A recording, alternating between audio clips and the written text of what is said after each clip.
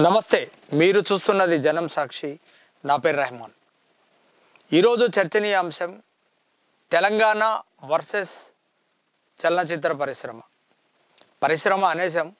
Production ఏంటో నిజానికి ఇతిమిద్దంగా ఏం చెప్పలేము. వీళ్లకు వందల ఎకరాల భూముల్ని కూడా ప్రభుత్వాలు ధారాదత్తం చేశాయి. ఈ అంశాలని పక్కన పెడితే తెలంగాణ ఉద్యమ సమయంలో తెలంగాణ సాంస్కృతిక పునర్జీవనంలో ఉద్యమం ఉధృతంగా సాగుతున్నప్పుడు నీళ్లు, నిధులు, నియామకాలతో పాటు ఆత్మగౌరవం, తెలంగాణకు సంబంధించినటువంటి ఆత్మగౌరవం, తెలంగాణ భాష యాసను వెక్కరింతలకు వాడడం, విలన్లకు వాడడం, జోకర్లకు వాడడం, తెలంగాణ పౌరుల్ని సెకండరీ గ్రేడ్ సిటిజన్లుగా చూపెట్టడం వీళ్ళకు రివాజుగా అనేక సినిమాలు చూసాం. ఇక్కడ ఆ సినిమాల గురించి ఇక్కడ ప్రత్యేకంగా చర్చించాల్సిన పని లేదు. ఈ అంశాలని పక్కన పెడితే సినిమా మొదలైనప్పటి నుంచి, మద్రాసులో ఉన్నప్పటి నుంచి, మూకీ సినిమాలుగా ఉన్నప్పటి నుంచి తెలంగాణ బిడ్డలకు ఎవరికి ప్రధాన పాత్రలకు వీళ్ళ అవకాశాలు ఇవ్వలేదు. దాదాసాహెబ్ ఫాల్కే అవార్డు గ్రహీత పైడి జయరాజ్ మూకీ సినిమాల్లో మహారాష్ట్రకి వెళ్ళి మరాఠీలో 11 సినిమాలు, 150 విజయవంతమైనటువంటి సినిమాలు, గుజరాతీ, మరాఠీ, ఉర్దూ అలాగా అనేక బహుభాషల్లో నటించినటువంటి పైడి జయరాజ్ 1980వ సంవత్సరంలో దాదాసాహెబ్ ఫాల్కే అవార్డు తీసుకున్నాడు. 300 సినిమాల్లో నటించినటువంటి పైడి జయరాజుకు తెలుగు సినిమాలలో నటించే అవకాశం రాకపోవడం దురదృష్టకరం. కరీంనగర్ జిల్లా ముద్దుబిడ్డ పైడి జయరాజ్ దాదాసాహెబ్ ఫాల్కే అవార్డు గ్రహీతని మీరు ఎప్పుడైనా ఎక్కడైనా ఏ వేదిక ద్వారానైనా ఆయన గొప్పతనాన్ని మీరు చాటారా? ఒక 2 సామాజిక వర్గాలు, గుప్పెడు కుటుంబాల చట్రంలో ఇరుక్కొని ఉన్నటువంటి దీన్ని ఒక గొప్ప పరిశ్రమగా చిత్రీకరించే ప్రయత్నం జరుగుతూ ఉన్నది. ఇది ఆది నుంచి జరుగుతూ ఉన్నది. అలాగే ఇటీవల జరిగినటువంటి వివాదాలని మనం పరిశీలిస్తే మనం ఇంతకుముందే వీడియోలో చెప్పుకున్నాం, వీళ్ళు రియల్ హీరోలు మాత్రమే, రియల్గా హీరోలు కాదని. నిజానికి సినిమా షూటింగ్కి కనుక మనం వెళ్ళి చూస్తే తొడలు కొడితే కార్లు లేవు, ఎడమ చేత్తో 10 మందిని పంచుకొట్టి కింద పడేసే పరిస్థితులు ఉండవు, అంత ఊపులు చేస్తూ ఉంటారు. నిజానికి చెప్తే ఒక సర్కస్లో జోకర్ బఫూన్ పాత్ర కంటే వీళ్ళు నటించే పాత్ర చాలా చిన్నదిగానే మనం చెప్పుకోవాల్సి ఉంటుంది. కానీ తెర మీదకి లేనిది ఉన్నట్టుగా, ఉన్నది లేనట్టుగా చూపెడితే ఒక నరాలలో మనం ఏదో ఉత్తేజాన్ని నింపుకొని వాళ్ళని హీరోలుగా మనం మలిచి ప్రయత్నం చేస్తూ ఉన్నాం. ఇటీవల ఒక ప్రముఖుడు ప్రెస్ మీట్లో చెప్తున్నాడు, తన కొడుకును చూస్తే కడుపు తరుక్కుపోతుందని. అతను చూస్తుంటే నాకే కడుపు తరుక్కుంటుంది. ఏంటండి మీ కొడుకు ఈ దేశానికి, ఈ దేశ ప్రజల తరపున ఏదైనా పోరాడి, సైన్యంలో పోరాడి పరమవీర చక్ర అవార్డు పట్టుకొచ్చాడా అంటే కాదట. కోట్ల రూపాయల కలెక్షన్ వచ్చిందంట, 100 కోట్ల రూపాయలు. ఎక్కడండి డబ్బులు? సాధారణ పేద మధ్యతరగతి ప్రజల రక్త మాంసాలను పోగు చేస్తే వచ్చినటువంటి డబ్బులు కదా ఇవి. పేద మధ్యతరగతి కుటుంబాలకు అందాల్సిన పౌష్టిక ఆహారం నుంచి టికెట్ల రూపంలో మీకు వచ్చి చేరిన డబ్బులు కదా. ఇందులో ఎక్కడైనా పేదలకు వాటా ఉందా? అలాగే మన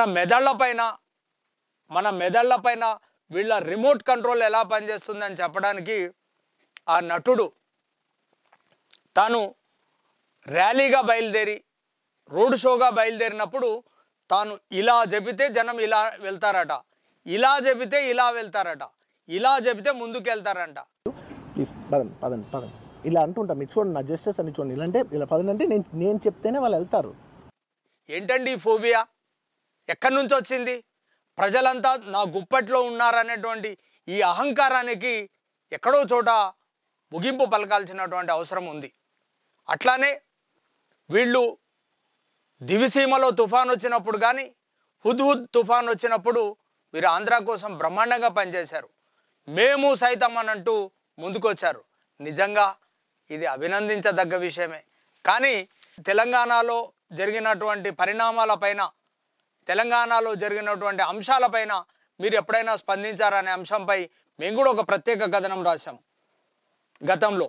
మీరు సైతం తెలంగాణ కోసం ఎప్పుడైనా స్పందించారా? అక్కడ స్పందించినట్టే ఆకలి చావులు తెలంగాణలో సంభవించినప్పుడు, మహబూబ్ నగర్ లాంటి జిల్లాల్లో తిండి లేక జనం చనిపోయినటువంటి 80వ దశకంలో జనం చనిపోయినప్పుడు మీరేమైనా స్పందించారా? భారీ వర్షాలతో వరదలు తుఫాన్లు తెలంగాణలో కూడా వచ్చినప్పుడు మీరేమైనా స్పందించారా? తెలంగాణ ఉద్యమం ఉధృతంగా సాగి ఇక్కడి విద్యార్థులు ఆత్మాహుతులకు పాల్పడ్డప్పుడు, అలాగే 69లో తుపాకీ తూటాలకు బలై 365 మంది విద్యార్థులు చనిపోయినప్పుడు ఆ కుటుంబాల కన్నీళ్లు తుడచడానికి మీరు ఎప్పుడైనా ప్రయత్నం చేశారా అని అడిగాం. అలాగే రైతులు పిట్టల్లా పరంపరగా ఆత్మహత్యలు చేసుకున్నప్పుడు, గిట్టుబాటు ధరలు లేక, కరెంటు లేక, నీళ్లు లేక, కరువు కాటకాలు చుట్టుముట్టినప్పుడు, రైతులు పొలాల్లో పురుగుల మందే పెరగన్నమై ఆత్మహత్యలు చేసుకున్నప్పుడు, లేదా ఫ్యాన్లకు చెట్టు కొమ్మలకు రైతులు వేలాడబడ్డప్పుడు, ఉరికొయ్యలకు వేలాడబడ్డప్పుడు మీరు ఎప్పుడైనా స్పందించారా? వీళ్ళంతా రియల్ హీరోలు, తెలంగాణకు రియల్ విలన్లు అనేటువంటి కథనాన్ని మేము ఎప్పుడో రాసాం.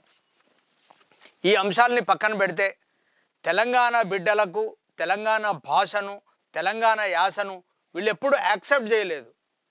కానీ ఈ మధ్యకాలంలో తెలంగాణ భాష నుంచి, తెలంగాణ యాస నుంచి ఒక కొత్త తరం ముందుకు వస్తుంది. మాట్లాడితే తెలంగాణ నుంచి పరిశ్రమ వెళ్ళిపోతుంది, తెలంగాణ నుంచి మేము వెళ్ళిపోతాం. ఏంటండి ఈ బెదిరింపులు? ఎవరిని బెదిరిస్తారు మీరు? చెరువు మీద అలిగి ఎక్కడికి వెళ్తారు మీరు? వెళ్ళండి. జస్టిస్ సుదర్శన్ రెడ్డి గారు ఒక ఉద్యమ సమయంలో అన్నట్టుగా పాత నీళ్ళు పోతేనే కదా కొత్త నీళ్ళు వచ్చేది. వెళ్ళండి. మీరు తప్పుకుంటే తప్పకుండా కొత్త యువతకు, యువ కిషోరాలకు అవకాశం వస్తుంది. తెలంగాణ టాలెంట్ తిరిగి తెరపైకి వస్తుంది. మీరు రాకుండా అడ్డుకట్టలు వేసి తెలంగాణ బిడ్డలకు ఎంట్రీనే ఇవ్వకుండా మీరు అడ్డుకుంటున్నది వాస్తవం కాదా? జనం సాక్షిలో పనిచేసినటువంటి దేశపోయిన నవీన్ మరాఠీలో వెళ్ళి లతాకరే భగవాన్ అనేటువంటి ఒక సినిమా డైరెక్షన్ చేస్తే జాతీయ అవార్డు గెలుచుకున్నది నిజం కాదా? తెలంగాణ బిడ్డలకు టాలెంట్ లేదా? అడుగడుగున మీరు అణిచివేయలేదా? అవకాశాలు ఇవ్వకుండా గుప్పెడు కుటుంబాలు మీ గుప్పెట్లో, మీ కబంధ హస్తాల్లో పెట్టుకున్నది ఒక పరిశ్రమగా మేము గుర్తించాల్సిన అవసరం ఉందా? వెళ్తే వెళ్ళండి. మీకు ఇచ్చినటువంటి స్టూడియోలు, స్థలాలు వెనక్కిచ్చి వెళ్ళిపోండి. ఎవరు వద్దనేది ఏమీ లేదు. తెలంగాణలో తిరిగి సాంస్కృతిక పునర్జీవనం అవుతుంది. కొత్త తరం, కొత్త నీళ్లు వచ్చి మళ్ళీ ఒక కొత్త వెలుగును కూడా తప్పకుండా ప్రసాదిస్తుంది.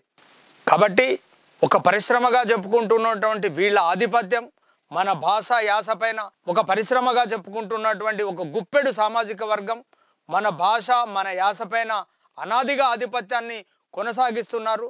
తెలంగాణ ఏర్పాటులో, తెలంగాణ పునర్నిర్మాణంలో తెలంగాణ బిడ్డలకు అవకాశాలు దక్కాలి, సినీ పరిశ్రమలో తెలంగాణ వాటా ఉండాలన్నటువంటి కొత్త అంశాలని తెరపైకి తీసుకొచ్చి చర్చించాల్సినటువంటి అవసరం ఉంది. మరో అంశంతో మళ్ళీ కలుసుకుందాం. అప్పటి వరకు సెలవు. నమస్కారం.